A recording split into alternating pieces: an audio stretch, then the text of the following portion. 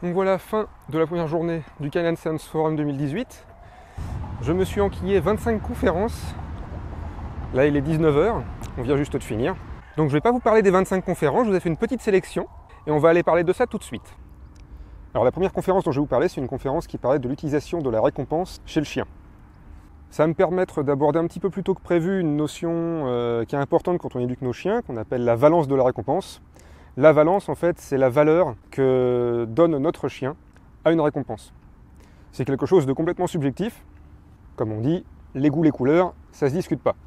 L'étude dont je vais vous parler, elle a été faite par Stéphanie Rimmer de l'université de Berne. Elle s'est posé la question dans quoi la quantité et la qualité influençaient sur la capacité d'un chien à apprendre une tâche et sur sa motivation. Pour tester ça, elle a pris donc deux types de friandises, de la saucisse et des croquettes pour chiens.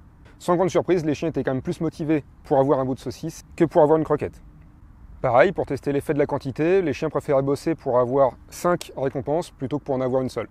Au niveau de la motivation, par contre, c'était assez amusant parce que autant les chiens, ils étaient hyper motivés, ils allaient beaucoup plus vite pour s'approprier un bout de saucisse par rapport à un bout de croquette, mais quand on leur proposait 5 bouts de croquette au lieu d'un seul, il n'y avait pas forcément plus de motivation. Au contraire d'ailleurs, ils ont même remarqué que quand ils essayaient de rajouter un jackpot, c'est-à-dire plein de croquettes d'un coup, les chiens même perdaient en motivation par la suite. Ils s'intéressaient beaucoup moins à la tâche qu'il fallait effectuer. Donc c'était quelque chose d'assez amusant puisque en éducation canine, on utilise très souvent le jackpot en fin d'entraînement pour vraiment donner un gros coup de motive aux chiens. Mais apparemment, c'est pas la meilleure solution à avoir. Ensuite, ils ont vu qu'au fur et à mesure des répétitions, les chiens étaient de moins en moins motivés par la même récompense alimentaire. Donc ils ont commencé à ajouter de la variation dans la récompense. Et là, tout d'un coup, les chiens ont gagné en motivation. Donc ils ont voulu tester ça.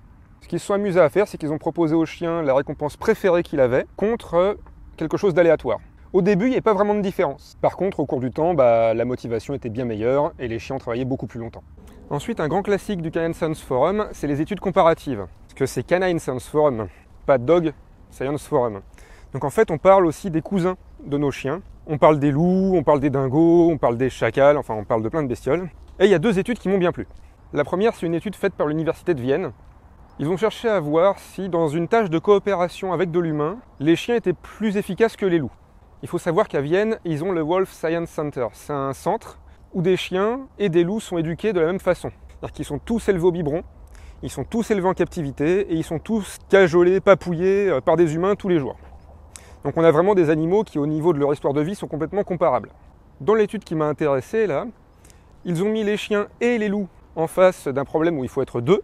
Mais pour pouvoir l'ouvrir, il y a besoin d'un humain. Donc ils ont appris aux animaux à demander l'aide d'un humain en marchant sur un marqueur au sol, ce qui fait venir la personne. Et bien sûr, les deux groupes d'animaux savaient le faire, il n'y a pas de souci, ils ont tout à fait compris.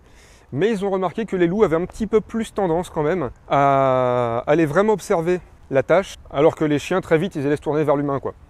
Le résultat était donc super intéressant parce que ça nous montre que chez le loup, il y a déjà une tendance à la coopération, notamment vis-à-vis de l'humain, pour peu qu'une socialisation qui soit correcte. Et l'hypothèse, c'est que ça a sûrement servi à la domestication du chien, en fait. L'autre étude qui m'a intéressé, qui a été faite par l'université de Yale, aux États-Unis, là, ils ont comparé des dingos, pareil, qui étaient élevés en captivité, et des chiens, face à un problème, pas insoluble, mais franchement velu. Le chien devait déjà trouver où était l'ouverture d'une boîte, ouvrir la boîte, puis tirer sur une corde pour obtenir une friandise. Alors pour ceux qui ne connaissent pas, je vous mets une image de dingo là. Ce sont des chiens d'Australie qui sont retournés à un état féral qu'on appelle, un état sauvage.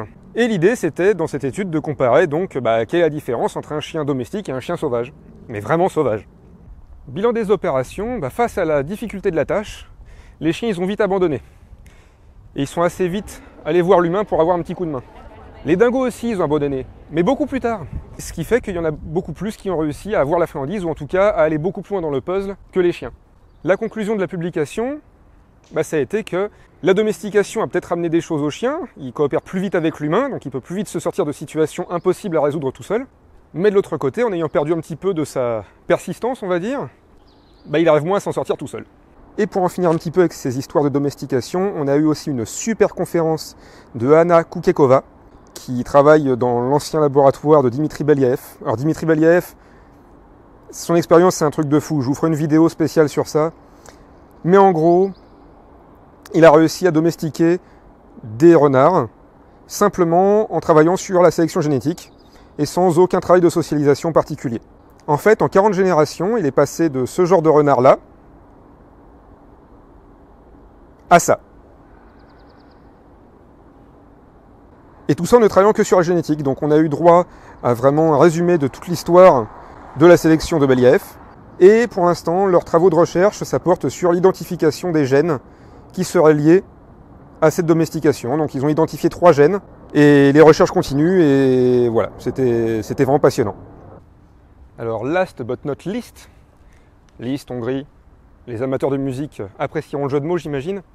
Alors, la dernière conférence dont je souhaiterais vous parler aujourd'hui, c'est le genre d'information franchement pas très utile au quotidien, mais qui est sympa à replacer dans une petite soirée entre amis.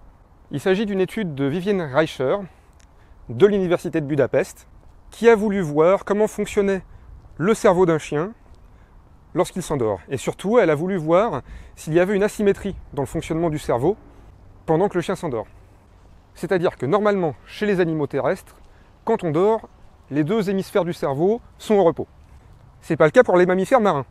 En fait, pour éviter de se noyer, tout ce qui est dauphin, baleine, cachalot, ils sont obligés de garder la moitié de leur cerveau réveillé pour pouvoir assurer les fonctions de respiration qui ne sont pas involontaires comme chez nous. Mais chez les animaux terrestres en tout cas, les 2 côtés du cerveau marchent pareil. Sauf dans les premières minutes de l'endormissement dans un endroit nouveau. En fait, il y a la partie gauche de notre cerveau qui va être plus active que la partie droite. C'est quelque chose qu'on mesure avec un électroencéphalogramme. C'est un espèce de bonnet avec des capteurs dessus qui mesure l'activité du cerveau pendant le repos. Et ils ont fait la même manip chez le chien.